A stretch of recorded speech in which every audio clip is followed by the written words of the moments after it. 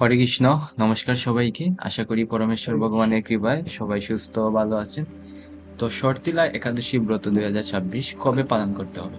13 নাকি 14 জানুয়ারি? কেন পালন করবেন এই একাদশী ব্রত? ব্রত মাহাত্ম্য এবং পালনের সময়সূচি, এই সকল বিষয় জানবো এই ভিডিও। তো শর্তিলা একাদশী ব্রত হলো মাঘ মাসের শুক্লপক্ষের একটি একাদশী ব্রত।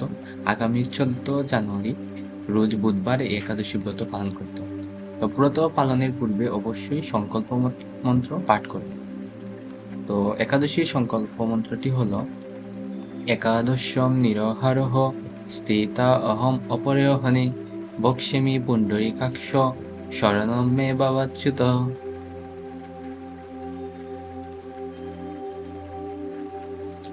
তো এখন আমরা জানবো শর্তিলা একাদশীর ব্রতমাহ।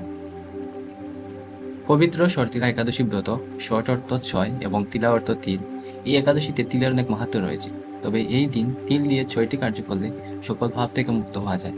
সেগুলো হলো তিল শরীরে ধারণ করা, তিল দিয়ে স্নান করা, তিল দিয়ে ভগবানের অর্চনা করা, তিল কাউকে দান করা, তিল ভোজন করা এবং তিল পিতৃপুরুষদের উদ্দেশ্যে তর্পণ করা।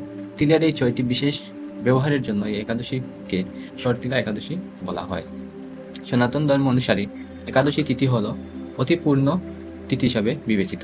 তাই একাদশী ব্রত পালনে সমস্ত পাপ বিনষ্ট, সর্বসৌভাগ্য ও ভগবান শ্রীহরির প্রীতি লাভ হয়। এই ব্রত পালনে যে ফল লাভ হয় তা অশ্বমেধ, রাজসূহ ও বাজপেয় যজ্ঞ দ্বারা হয় না। এই দিন ভাগবত শ্রবণে পৃথিবীদানের ফল লাভ হয়। আসুন আজ আমরা জেনে নেই শর্তিলা একাদশী ব্রত মাহাত্ম্য এবং পালনের সময়সূচি ও পালনের মন্ত্র। মাঘ মাসের কৃষ্ণপক্ষের শর্তিলা একাদশীর মাহাত্ম্য ভবিষ্যত্তর পুরাণে বর্ণিত আছে। যুধিষ্ঠির মহারাজ বললেন, হে জগন্নাথ, মাঘ মাসের কৃষ্ণপক্ষের একাদশী তিথির নাম কি, বিধি বা কি এবং তার কি ফল সবিস্তারে বর্ণনা করুন। তদুত্তরে ভগবান বললেন, হে রাজন, এই একাদশী শর্তিলা নামে জগতে বিদিত। একসময় দাল্যব্য ঋষি মুনিশ্রেষ্ঠ পুলস্তকে জিজ্ঞাসা করলেন, মর্তলোকে মানুষেরা ব্রহ্মহত্যা, গোহত্যা, অন্যের সম্পদ হরণ আদি পাপকর্ম দ্বারা নরকে গমন করে, যাতে তারা নরকগতি থেকে রক্ষা পায় তা যথাযথভাবে আমাকে উপদেশ করান। অনায়াসে সাধন করা যায় এমন কোনো কাজের মাধ্যমে যদি তাদের এই পাপ থেকে উদ্ধারের কোনো উপায় থাকে তবে তা বলুন। ঋষি পুলস্তকে বললেন, হে মহাভাগ, তুমি একটি গোপনীয় উত্তম বিষয়ে প্রশ্ন করেছ। মাঘ মাসে সূচি, জিতেন্দ্রিয়, কাম, ক্রোধ আদি শূন্য হয়ে স্নানের পর সর্বদেবেশ্বর শ্রীকৃষ্ণের পূজা করবে। পূজাতে কোনো বিঘ্ন ঘটলে কৃষ্ণ নাম স্মরণ করবে। রাত্রিতে অর্চনাস্তে হোম করবে। তারপর চন্দন, অগুরু, কর্পূর ও শর্করা প্রভৃতি দ্বারা নৈবেদ্য প্রস্তুত করে ভগবানকে নিবেদন করবে। কুষ্মাণ্ড, নারকেল অথবা 100 গবাগ দিয়ে অর্ঘ্য প্রদান করবে। কৃষ্ণ কৃষ্ণ কৃপালুস্তম, অগতিনাম গতির্ভব ইত্যাদি মন্ত্রে শ্রীকৃষ্ণের পূজা করতে হয়। কৃষ্ণ আমার প্রতি প্রীত হন বলে যথাশক্তি ব্রাহ্মণকে জলপূর্ণ কলস, ছত্র, বস্ত্র, পাদুকা, গাভী ও তিল পাত্র দান করবে। স্নান দানাদি কার্যে কালো তিল অত্যন্ত শুভ। হে দ্বিজোত্তম, এই প্রদত্ত তিল থেকে পুনরায় যে তিল উৎপন্ন হয় তত বছর দানকারী স্বর্গলোকে বাস করে। তিল দ্বারা স্নান, তিল শরীরে ধারণ, তিল জলে মিশিয়ে তা দিয়ে তর্পণ, তিল ভোজন এবং তিল দান, এই 6 প্রকার বিধানে সর্বপাপ বিনষ্ট হয়ে থাকে। এই জন্য এই একাদশীর নাম শর্তিলা। হে যুধিষ্ঠির, একসময় নারদও এই শর্তিলা একাদশীর ফল ও ইতিহাস সম্পর্কে জানতে চাইলে যে কাহিনী আমি বলেছিলাম তা এখন তোমার কাছে বর্ণনা করছি। পুরাকালে মর্তলোকে এক ব্রাহ্মণী বাস করত। সে প্রত্যহ ব্রত আচরণ ও দেব পূজাপরায়ণ ছিল। উপবাসক্রমে শরীর অত্যন্ত ক্ষীণ হয়ে গিয়েছিল।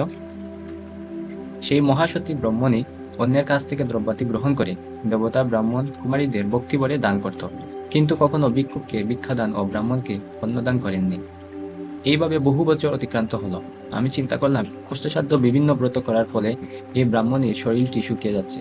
সে যথাযথভাবে বৈষ্ণবদের অর্চনা করছে, কিন্তু তাদের পরিতৃপ্তির জন্য কখনো অন্নদান করেনি। তাই তাই আমি একদিন কাপালিক রূপ ধারণ করে তামার পাত্র হাতে নিয়ে তার কাছে গিয়ে ভিক্ষা প্রার্থনা করলাম। ব্রাহ্মণী বলল, হে ব্রাহ্মণ, তুমি কোথা থেকে এসেছো, কোথায় যাবে তা আমাকে বললো। আমি বললাম, হে সুন্দরী, আমাকে ভিক্ষা দাও। তখন সে ক্রুদ্ধ হয়ে আমার পাত্রে একটি মাটির ডেলা নিক্ষেপ করলো। তারপর আমি সেখান থেকে চলে গেলাম। বহুকাল পরে সেই ব্রাহ্মণী ব্রত প্রভাবে সশরীরে স্বর্গে গমন করলো। মাটির ডেলা দানের ফলে একটি মনোরম গৃহ সে প্রাপ্ত হলো। কিন্তু হে নারদ, সেখানে কোনো দান ও চাল কিছুই ছিল না। গৃহশূন্য দেখে মহাক্রোধে সে আমার কাছে এসে বলল, আমি ব্রত সাধন ও উপবাসের মাধ্যমে নারায়ণের আরাধনা করেছি। এখন হে জনার্দন, আমার গৃহে কিছুই দেখছি না কেন? হে নারদ, তখন আমি তাকে বললাম, তুমি নিজ গৃহে দরজা বন্ধ করে বসে থাকো। মর্তলোকের মানবী সশরীরে স্বর্গে এসেছে শুনে দেবতাদের পত্নীরা তোমাকে দেখতে আসবে, কিন্তু তুমি দরজা খুলবে না। তুমি তাদের কাছে সর্তিলা ব্রতের পূর্ণ ফল প্রার্থনা করবে। যদি তারা সেই ফল প্রদানে রাজি হয়, তবেই দরজা খুলবে। এরপর দেবপত্নীরা সেখানে এসে তার দর্শন প্রার্থনা করল। তাদের মধ্যে এক দেবপত্নী তার সর্তিলা ব্রতজনিত পূর্ণ ফল তাকে প্রদান করল। তখন সেই ব্রাহ্মণী দৈবক্রান্তি বিশিষ্টা হল এবং তার গৃহ ধনধান্যে ভরে গেল।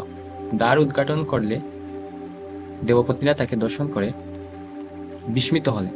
এ নারদ, অতিরিক্ত বিষয় বাসনা করা উচিত না। বৃত্তস্বার্থ অকর্তব্য। নিজ সাধ্যমতো তিল, বস্ত্র ও অন্নদান করবে। সর্তিলা ব্রতের প্রভাবে দারিদ্রতা, শারীরিক কষ্ট, দুর্ভাগ্য প্রভৃতি বিনষ্ট হয়।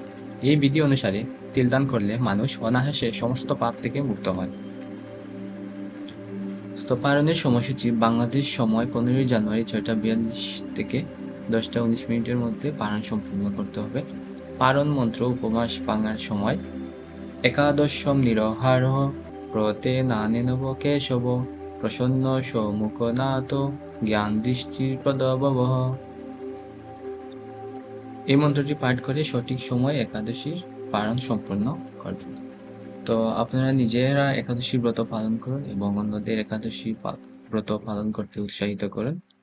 সবাইকে কৃষ্ণপ্রীতি। হরে কৃষ্ণ, হরি বল।